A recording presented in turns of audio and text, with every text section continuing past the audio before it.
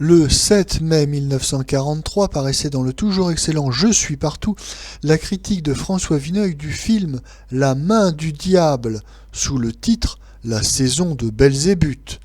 Texte intégral. Grâce aux Visiteurs du soir et à La main du diable, la saison cinématographique 1942-1943 restera un peu comme celle de Belzébuth. Cela nous permettra d'oublier, plus ou moins, qu'elle a été aussi la saison d'Andorra, de Haut-le-Vent et d'innombrables films tirés d'Henri Bordeaux.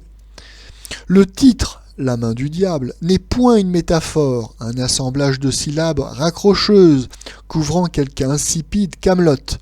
Il doit s'entendre à la lettre. Il s'agit bel et bien d'un de ces vieux pactes avec Satan qui, depuis des siècles et des siècles, ont fourni tant de thèmes à la fable et au drame. Mais ces héros portent cette fois nos complets vestons et nos cravates. Un peintre, méchant barbouilleur, s'échine en vain à réaliser de fumeuses ambitions. Il n'est pas plus heureux dans l'amour que dans l'art. C'est le type du raté et de l'impuissant. Une jeune femme qui a fait battre son cœur et dont il attendait de nouvelles forces, lui lâche cruellement ses vérités en pleine figure. Il souffre beaucoup. Mais dans le petit restaurant italien où cette dernière scène vient de se dérouler, le patron s'approche du pauvre rapin demeuré solitaire. Dans son jargon familier et pittoresque, il lui propose un infaillible talisman de réussite. Le peintre, amusé par l'histoire, consent à se faire montrer l'objet miraculeux.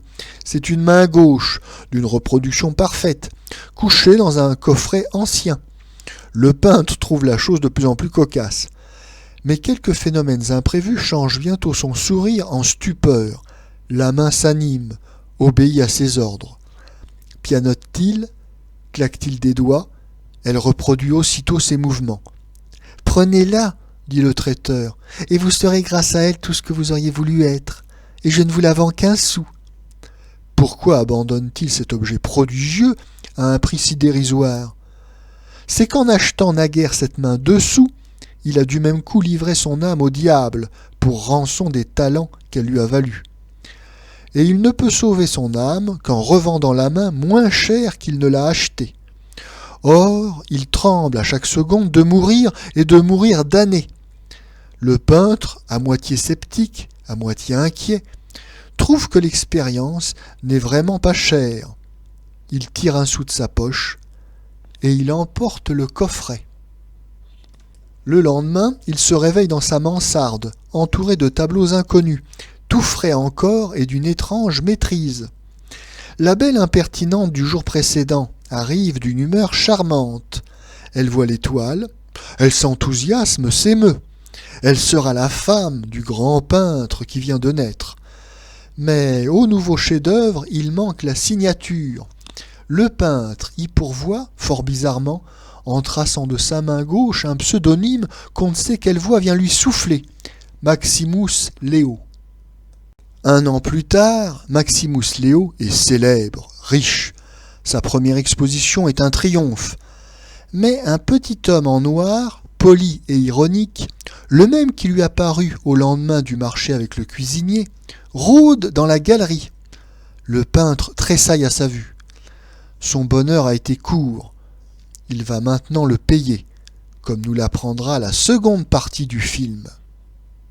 Que La main du diable, Les Visiteurs du soir viennent à quelques mois seulement de distance, ce n'est point le fruit d'une rencontre fortuite ou d'une imitation délibérée. Je ne crois pas qu'il y ait lieu de rechercher l'influence que le beau film de Marcel Carné aurait pu exercer sur celui de M. Maurice Tourneur, dont nous nous occupons aujourd'hui.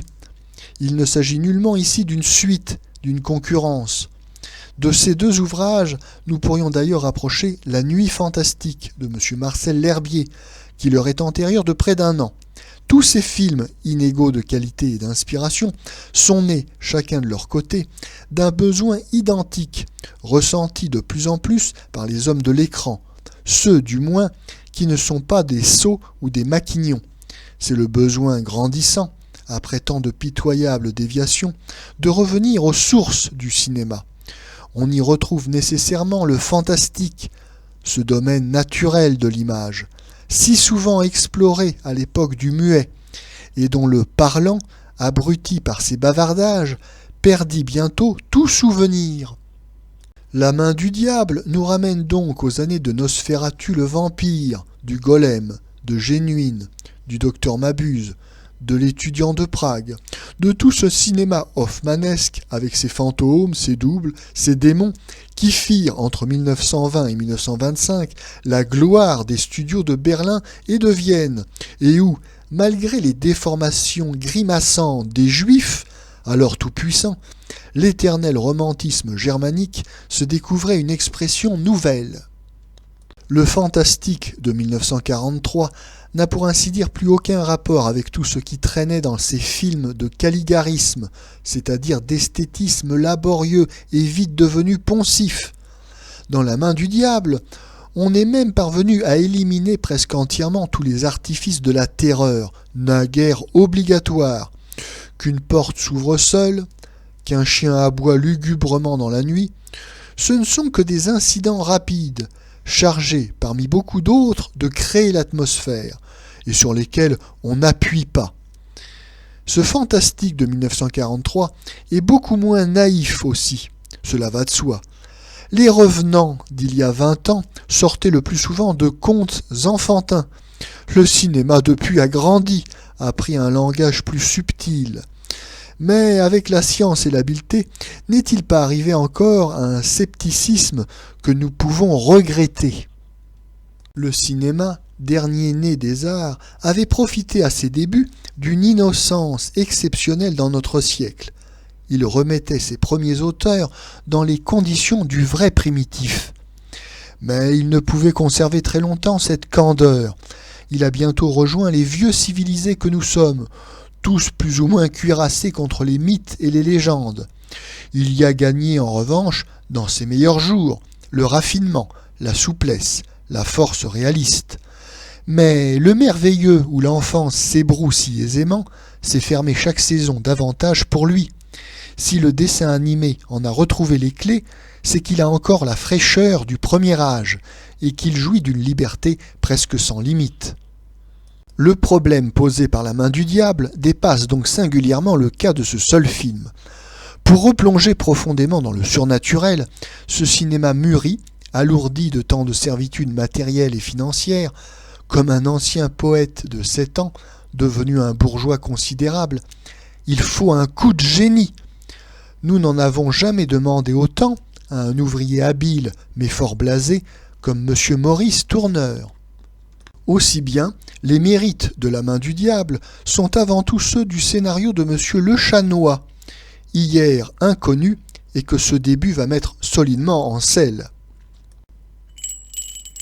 En réalité, Jean-Paul Le Chanois n'est pas un inconnu, et en tout cas pas un inconnu pour François Vineuil. Jean-Paul Le Chanois, de son vrai nom Dreyfus, a été l'assistant de Jean Renoir, et il a été également le réalisateur d'un film de propagande communiste qui s'appelait Le temps des cerises. Mais il a surtout été, pendant la guerre, un des collaborateurs de la firme franco-allemande Continental de M. Greven. Il a collaboré au film Picpus, Cécile est morte. Et bien sûr, ce fait constitue une des curiosités de l'histoire du cinéma français durant la guerre, où d'un côté on a un cynisme bien compris de M. Greven, et puis de l'autre on a une nécessité qui fait loi. Il y a dans l'histoire de M. Le Chanois un épisode fort remarquable, c'est celui où le peintre, voulant racheter son âme au démon, n'arrive plus à réunir la somme qui, selon un contrat bien diabolique, doit doubler tous les jours. Au bout de 23 jours, l'infime sou initial fait près de 200 000 francs. Ensorcelé, le peintre ne parvient pas à trouver les derniers centimes. Il doit 450 000 francs et le lendemain est un dimanche. Les banques sont closes. Les amis ne répondent pas. Il doit 1 million, 2 millions, 4 millions. Nous nous mettons à participer à cette angoisse vertigineuse.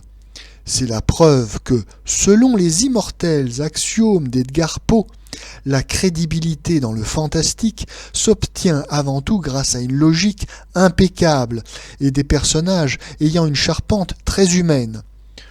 Le personnage le plus surnaturel des Visiteurs du Soir n'est-il pas Arletty, qui est aussi la plus proche de nous, la plus vivante?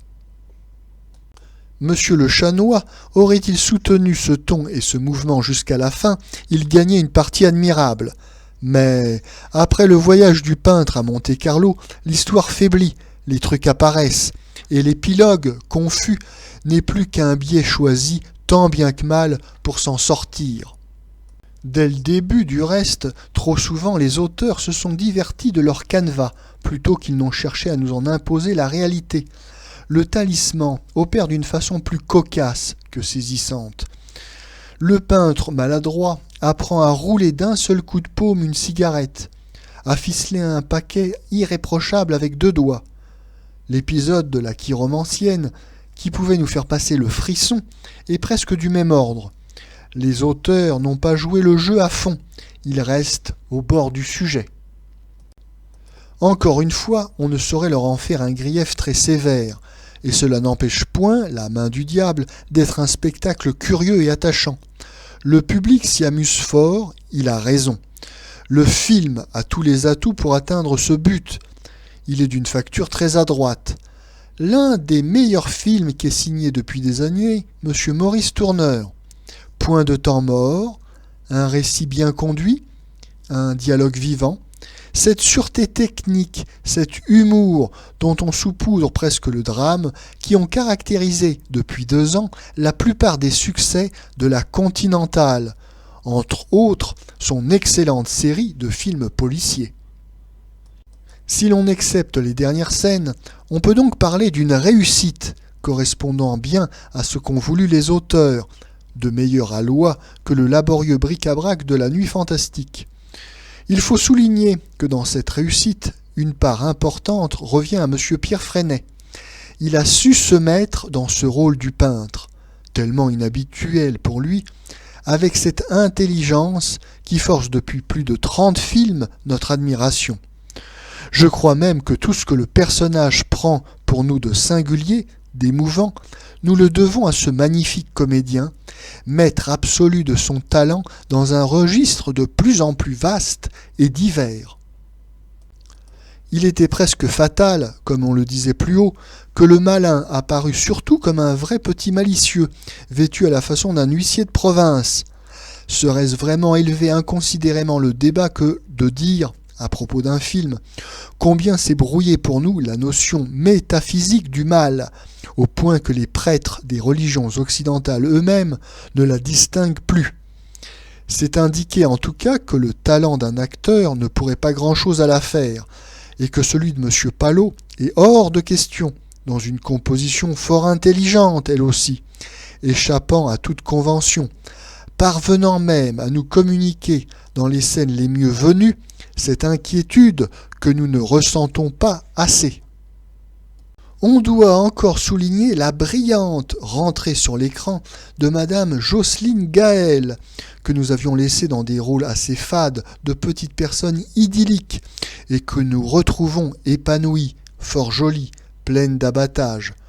Quel génie aigu et troublant possèdent donc les femmes pour jouer la rosserie, la férocité. Les autres rôles sont plutôt épisodiques, tous bien tenus, entre autres par Larquet, Guillaume de Saxe, Balpétré, Jean Davy, et surtout par l'excellent Noël Roquevert, très savoureux et véridique cuisinier italien, qui mérite bien dans cette chronique la vedette américaine.